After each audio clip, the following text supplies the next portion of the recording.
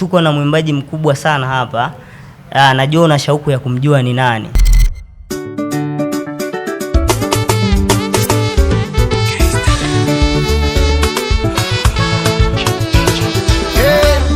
Kuna jambo nataka nizungumze, limenisumbua kwa muda mrefu. Kuna jambo nataka niliseme, limenitesa kwa muda mrefu. Kuna hali nimekutana nayo, kuna mambo nimekutana nayo, tena imenitesa akili. Bana, majina yako unaitwa nani? Mimi kwa majina yangu naitwa Christopher Simwinga, jina ambalo nilipewa na wazazi wangu, lakini nina jina ambalo natumia kama AKA, ambalo ndio jina maarufu sana kwa sasa hivi mkoani Songwe na Tanzania kwa ujumla. AKA yangu naitwa Jabari la Yesu. Unaweza kukatisha ukaniita Jabari. Na ulianza kuimba muda gani, na kwenye huduma yako uimbaji kuna mafanikio gani hasa? Okay. Mimi kuimba, ndugu mtangazaji, nilianza mwaka 2015. Nianza mwaka 2015 nikiwa chini ya mchungaji John Kasambala, Sogea Ikulu. Ndio nilianzia kuimba pale, ndivyo ilivyokuwa. Okay. Yes. Kwa hiyo huyo ndio babako wa kiroho wa sasa au wakati ule? Ni wa kipindi hicho, kuanzia mwaka 2015 mpaka 2020, miezi ya karibuni 2020 nilikuwa nimetoka pale kwa John Kasambala. Kwa sasa hivi niko chini ya Nabii Jacob Mwilenga, Sogea stendi, chini kidogo tu kuna kanisa liko pale. Yes. Okay, safi sana. Na nasikia kwamba wewe ni kiongozi wa umoja wa waimbaji mkoa wa Songwe. Unaweza kutuelezea kidogo hapo? Yes. Yeah. Ni kweli kabisa, wala hujakosea ndugu mtangazaji. Mimi ni kiongozi, ni katibu wa waimbaji mkoa wa Songwe. Yes. Okay. Ndio. Na mpaka saizi kwa muda huu umeongoza vikundi vingapi vya waimbaji? Ndugu mtangazaji, mimi kiukweli ninaweza nikasema ni miongoni mwa viongozi ambao nimeongoza makundi mengi. Nimeongoza kundi la kwanza kabisa ambao niliongoza nilikuwa katibu kabla ya mkoa wa Songwe. Ilikuwa ni mwaka 2018. Nilichaguliwa pia kuwa katibu. Lile kundi lilikuwa linaitwa Tunduma Gospel Stars, ambapo mwenyekiti wangu alikuwa ni Justin Kashililika. Mimi nilikuwa katibu wake. Lakini baada ya kutoka hapo tukaenda kundi kidogo, baadaye likadisappear. Nikaingia kwenye kundi jingine. Lenyewe tulikuwa tunalipa jina maalum. Kiongozi wetu alikuwa anaitwa Dada Ana, alikuwa anapatikana katika kanisa la Moravian. Pia nilikuwa katibu. Lakini na yenyewe siji niseme ni mapenzi ya Mungu, siji niseme tu ni wakati wake alikukua kivile, likadisappear. Baada ya muda kidogo tena likaanzishwa kundi na mtumishi wa Mungu anaitwa Ahazi Kaminyoge. Alikuwa amebeba maono lile kundi. Lilikuwa linaitwaje, Tunduma kidogo limenipita jina, ila lilikuwa chini ya Ahazi Kaminyoge na mimi nilikuwa katibu wa hilo kundi. Baadaye kwa sababu wakati tunaanzisha hayo makundi, kuna wakati wa nyuma tulikuwa na mkoa wa Mbeya.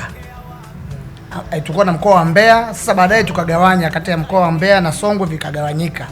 Sasa wale viongozi wa Mbeya ambao walikuwa wanatawala kule Mbeya wakadai kwamba Songwe kupatikane viongozi wao na Mbeya wapatikane viongozi wao, kwa sababu ilikuwa ni mkoa mmoja. Sasa baadaye alivyoingia Magufuli pakagawanyika, akagawanya, tukapata mkoa wa Songwe. Ndio tukapata mkoa wa Songwe. Sasa wakati tunachagua viongozi wa mkoa wa Songwe, pia nikapatikana mimi kuwa katibu wa waimbaji mkoa wa Songwe. Wakati huo mwenyekiti wangu alikuwa ni Emmanuel Mwakapugi, makamu wangu ni Daniel Shila, na katibu mkuu alikuwa ni Samola. Mimi nikawa ni katibu msaidizi, lakini natekeleza majukumu kama katibu mkuu kwa wakati mwingine kulingana na dharura za katibu mkuu anazozipata. Kwa mimi ni katibu wa waimbaji mkoa wa Songwe. Okay. Bana, ndugu Jabari kama Jabari, mwaka 2024 kuna tetesi kwamba ulipata tuzo ya mwimbaji bora mkoa wa Songwe, na ilikuweje huo mchakato labda? Ndugu mtangazaji, sio tetesi ila ni uhalisia. Sema tu ni vile sikupata maandalizi mazuri kwa kuwa mmenipigia simu ghafla tu. Lakini mngeniandaa mapema ningekuja na tuzo hiyo niliyokuwa nimepokea. Ni kweli nilipata tuzo ya mwimbaji bora wa kiume mwaka 2024. Lakini mchakato wake ilikuwa ni mgumu kiukweli. Unajua popote palipo na tuzo huwa jambo linakuwa ni gumu. Huwa liwi kila rahisi. Naweza nikasimulia tu kwa kifupi kwamba mchakato ulikuwa ni kwamba ile tuzo alikuwa ameandaa dada mmoja aitwa Madam Cheka. Aliandalia maeneo ya wilaya ya Ileje. Hasa wakati anatafuta yeye mwenyewe alitutafuta waimbaji wa mkoa wa Songwe, akampigia simu kila mmoja na akatangaza kwamba kuna fomu aliziweka pale Mpemba. Kwa tulikuwa tunafuata pale fomu. Ile fomu tulikuwa tunachangia shilingi 15,000. Ukishachangia shilingi 15,000 unaingia kwenye mchakato mzima wa kuanza kuomba kula. Kwa pale tunakifanya sisi ni kwamba tulikuwa tunadili na mashabiki zetu. Na zile tuzo ambazo zilikuwa zimekaa katika mfumo ambapo wewe unaandaa mashabiki zako, unawapigia simu kulingana na wewe unapokubalika kwa mashabiki. Kwa mwenye kura nyingi ndio anapatikana kuwa mshindi. Baadaye nikajitahidi kulingana na uwezo wa Mungu amenipa mimi kidogo uwezo wa kuongea, ninajua na watu lakini pia ni mcheshi kwa watu, lakini pia ni mwimbaji ambaye nakubalika sana hapa mkoani Songwe. Nilijaribu kuipeleka tuzo kwa mashabiki na hatimaye wakanipigia kura.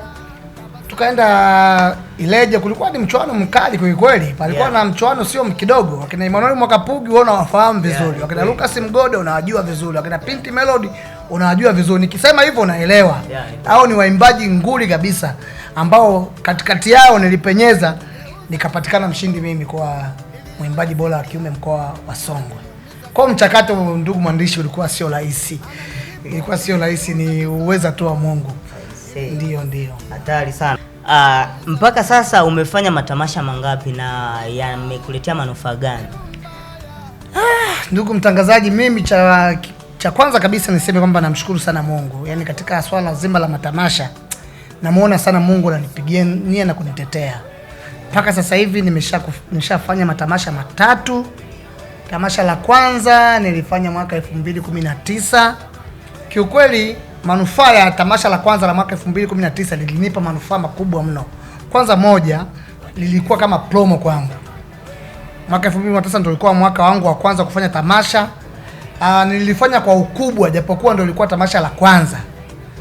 Lile kanisa la Mchungaji Kasambala lilijaa watu vibaya mno, lakini pia Mungu alinisaidia, nilipata fedha kama vile tofauti na vile nilivyokusudia. Nilifanya tamasha nikitegemea kwamba pengine naweza nikapata kiasi kidogo, lakini Mungu alinisaidia nikapata kiwango kikubwa. Yaani zaidi ya mara 3 vile nilivyotegemea. Kwa hiyo nilipata manufaa makubwa sana. Kwanza moja, nilifahamika kwa watu kwa sababu watu walikuwa ni wengi. 2, nilipata fedha nyingi, siwezi kuzitaja hapa ila tu elewa tu kwamba nilipata fedha nyingi. Tamasha langu la pili nilifanya mwaka 2022. Lakini tamasha langu la kwanza ilikuwa ni albamu ya kwanza inaitwa Adui wa Kwanza ni Nafsi Yako. Unaweza kaingia, ndugu mtazamaji, ukaingia pale ukasearch Christopher Simwinga, utakutana na albamu hiyo ya kwanza inaitwa Adui wa Kwanza ni Nafsi Yako. Lakini tamasha langu la pili nilifanya mwaka 2022 ambapo ilikuwa ni albamu yangu ya pili. Albamu hiyo ilikuwa inaenda kwa jina la Ona Kilio Changu. Tamasha hilo nilifanyia pale kwa Nabii Jacob Mwilenga ama mchungaji